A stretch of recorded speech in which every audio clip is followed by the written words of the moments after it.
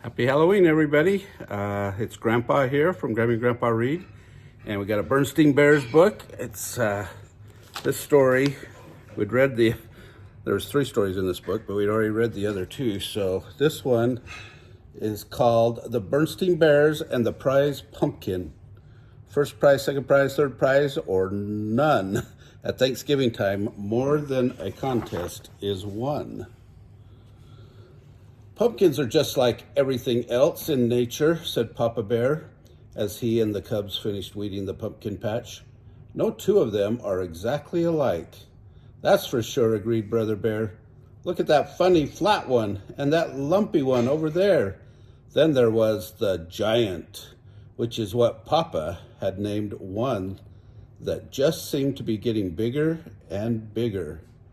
Why is that? No 2 things are exactly alike, said Sister Bear. It's just the way nature is, answered Papa. Time to wash up for supper, called Mama Bear from the treehouse steps. What about Queenie McBear's twin brothers? asked Sister. They certainly look a lot alike, said Papa, but I've noticed that Mrs. McBear can tell them apart quite easily. If you go, said Mama, shooting her family into the house. But Sister didn't go right in. She stood on the stoop for a moment and looked out over bear country.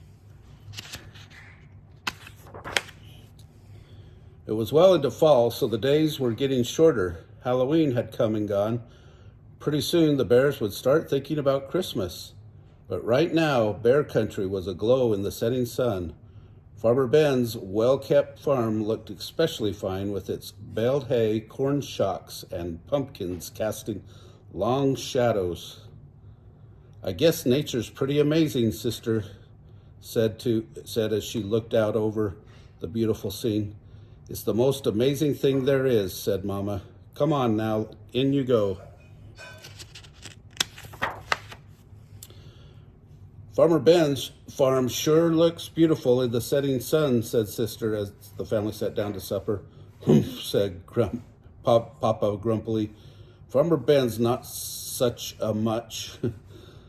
Not such a much, said Mama. Why, Ben is the finest farmer in bear country, and besides, he's one of our best friends. That may be so, said Papa, but earlier today he came by and said, Nice little pumpkin patch you got there, Papa. What he said is true, said Mama, especially compared to his fields and fields of pumpkins.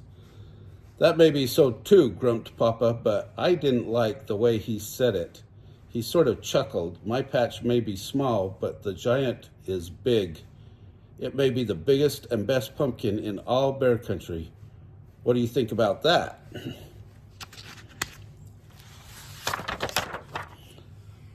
I think you're being oversensitive, said Mama. Come, let's clear the table so the cubs can do their homework. Brother and Sister sighed as they spread their books out on the table. What's all that about? Asked Papa. Oh, I was just thinking, said Brother. With Halloween over and Christmas almost 2 months away, there's nothing to look forward to.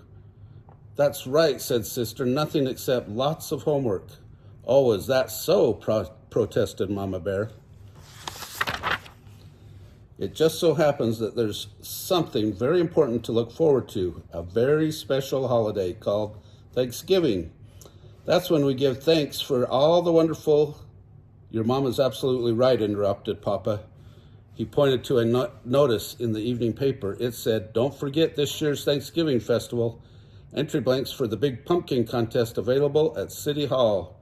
Thanksgiving's a very important holiday, especially this year because we're going to enter the giant in the pumpkin contest. Beat the pants off Farmer Ben. But Papa, he's a professional, said Brother. He's won the contest 10 years in a row. All the more reason to teach him a lesson. Come on, let's go out and check up on the next heavyweight pumpkin champion of bear country, he said. Now it was Mama's turn to sigh. Thanksgiving was about giving thanks, not about not beating the pants off Farmer Ben. Isn't it a beauty? Papa said after they admired the giant Across the road, they could see a field of Ben's pumpkins. There were lots of fine ones, but none that measured up to the giant. "There's homework to be done," called Mama Bear from the house as they left. The cubs asked Papa, "Aren't you coming in?" "Nope," he said. "I'm going to stay out here a little while and watch the giant grow."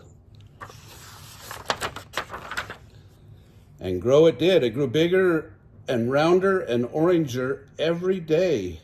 When Papa and the cubs went to City Hall to get an entry blank for the contest, they saw the place where the winning pumpkin would go on display. "We can't lose," said Papa. In their mind's eye, they could see their pumpkin in the place of honor. Mama tried to remind them what Thanksgiving was really about, but every time she did, Papa would interrupt. "You'll have to excuse me, my dear," he'd say. "It's time to water the giant." He not only watered it on a regular schedule and gave it special plant food, he also covered it with a blanket at night and tucked it in against the cold. One afternoon, the cubs got off the school bus with something important to tell Papa, but they were stopped in their tracks by what they saw. He was talking to the giant. "Come on, old buddy, you can do it. Suck up the water. Take in the sunlight." Mama explained that Papa had bought a book from the swindler Ralph about how to encourage your plants to grow by talking to them. "Well," said Brother, "I don't suppose it can do any harm. It sure could harm his reputation," said Sister, "if anybody saw him talking to a pumpkin." Papa," Brother said, "a cub at school told me he went on a class trip to Ben's farm and saw some pretty big pumpkins, especially one really big one that Ben calls the monster." "We've got to get a look at it," said Papa. That evening, Papa and the cubs climbed through the fence into Farmer Ben's field. They saw some good-sized pumpkins, but none to match the giant. "Maybe it's behind the barn," whispered Papa. Suddenly, a light shone on them, and they heard Ben shout, "Prowlers in the pumpkin field! Get my pitchfork!" They got out of there so fast, Papa tore his overalls, climbing through the fence. "What have you been up to?" asked Mama Bear when they got home. "Nothing much," said Papa. "Just strolling in the moonlight."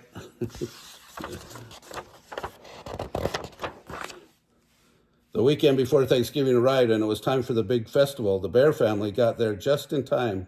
The pumpkin judging was about to begin. There were many fine pumpkins in the contest, but Papa was sure that none could measure up to the giant until he saw the monster. It was at least as big and round and orange as his pumpkin, and maybe, just maybe, a little bigger, rounder, and oranger. The Bears waited nervously while the judges studied, measured, and weighed, and then studied, measured, and weighed some more. Finally, they made their announcement. The first prize winner and still champion, of course, that meant Farmer Ben had won. It was close. It turned out that Ben's monster was just a little bigger, rounder, and oranger than Papa's giant. But that wasn't the worst of it. The giant didn't even come in second. A beautiful pumpkin grown by Ms. McGrizz won second place. The giant came in third. Papa and the cubs were crushed and very quiet as they pushed their third prize winner home. It wasn't until they reached the crest of a hill that overlooked bear country that Mama decided to have her say. "I know you're disappointed, but third place is nothing to be ashamed of. Besides, Thanksgiving isn't about contests and prizes. It's about giving thanks. And it seems to me that we have a lot to be thankful for." Perhaps it was Mama's lecture, or maybe it was how beautiful bear country looked in the sunset's rosy glow. But whatever the reason, Papa and the cubs began to understand what Mama was talking about. Even more so on Thanksgiving Day, after the Bears gave thanks for the wonderful meal they were about to enjoy, Sister Bear gave her own special thanks. "I'm thankful," she said, "that we didn't win first place. If we had, the giant would be on display in front of City Hall instead of being part of the yummy pies we're going to have for dessert. As the laughter faded and the Bears thought about the blessings of family, home, friends, and neighbors, they knew deep in their hearts that there was no question about it. Indeed, they did have a great deal to be thankful for. Oh, that was a good Thanksgiving story. If you like this book, remember to subscribe to our channel, give us a big thumbs up, watch the playlist for Thanksgiving, and remember to tell all your friends.